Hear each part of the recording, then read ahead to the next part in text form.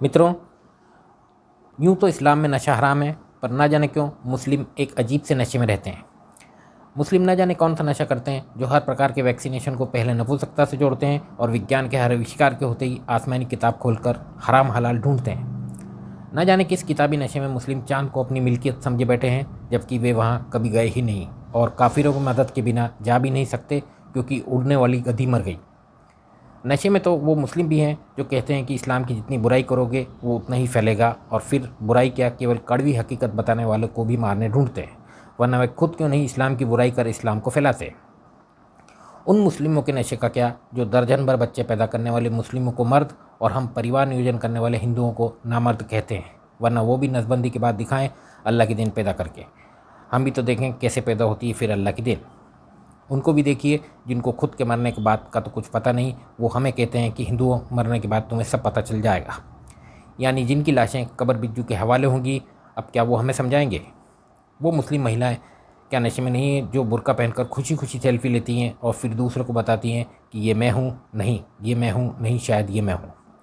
और वो मुस्लिम जो मानते हैं कि बांध के पानी से बिजली बनाने पर पानी की शक्ति निकल जाती है, पर वे यह नहीं बता पाते कि फिर पवन चक्की यानी विंड मिल से बिजली बनाने पर हवा की शक्ति क्यों नहीं निकलती। किताबी नशे में ही तो मुस्लिम ऑर्गन ट्रांसप्लांट के फ़ायदे को देखने के बाद भी अपने अंगदान करने से साफ इनकार कर देते हैं, और वो जो जन्नत के दावे तो ऐसे करते हैं जैसे अक्सर वहाँ आते जाते रहते हैं, और फिर अनजानी 72 हुरों की खातिर अपने बीवी बच्चों को अनाथ कर जाते हैं।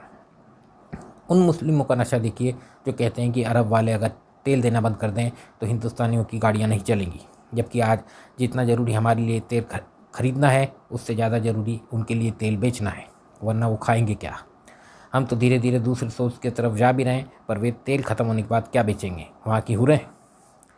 सबसे अधिक नशे में तो वो मुस्लिम हैं जो अपने कंधे पर हथियार रखकर कहते हैं कि वे काफिरों को दुनिया भर से ख़त्म कर देंगे, जबकि वह हथियार काफिरों के ईजाद किए हुए हैं और काफिर देशों के पास दुनिया के 99.5% परमाणु बम भी हैं। ना जाने किस नशे में मुस्लिम पत्थर में परमात्मा के अक्स को दूसरों को भी मानने नहीं देना चाहते, पर खुद काबा में पत्थर को शैतान मानने के लिए राजी हो जाते हैं। पत्थर वहाँ भी है और यहाँ भी। पत्थर में मान्यता उनकी भी है और हमारी भी। फ़र्क है तो बस यही कि हम मूर्ति पूजक हैं और वे मूर्ति भंजक।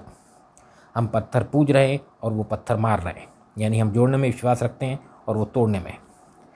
इन्हीं मुस्लिमों के पूर्वजों को जिन मूर्तियों में भगवान दिखते थे इनको नहीं दिखते, तो मत करो पूजा, पर मूर्तियों को तोड़ना क्यों?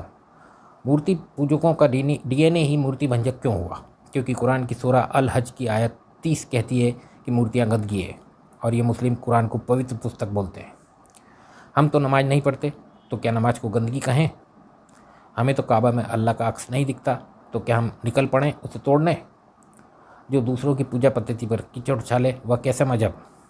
मित्रों, यह नशा मुस्लिम करते नहीं बल्कि उनसे करवाया जाता है। बचपन में ही उनका विवेक विकसित होने से पहले मोमिन काफिर की नफरतों से भरी कुरान रटवा कर, और जिस तरह से नशा पुनरावृत्ति मांगता है वैसे ही दिन में 5 बार की नमाज की पुनरावृत्ति नमाज को एक नशा बना देती है, और फिर नमाज न पढ़ने वाले उन्हें अपराधी नजर आते हैं।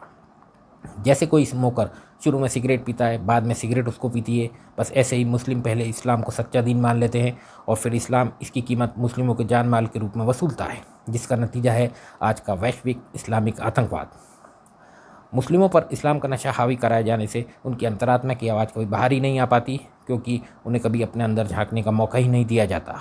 कुल मिलाकर मुस्लिम इस्लाम के अनुयायी नहीं, इस्लाम के शिकार हैं। इसलिए इस्लाम छोड़ने वाले मुस्लिमों को ही मारने का मुस्लिमों को आदेश देता है इस्लाम। नमस्कार, जय हिंदू राष्ट्र।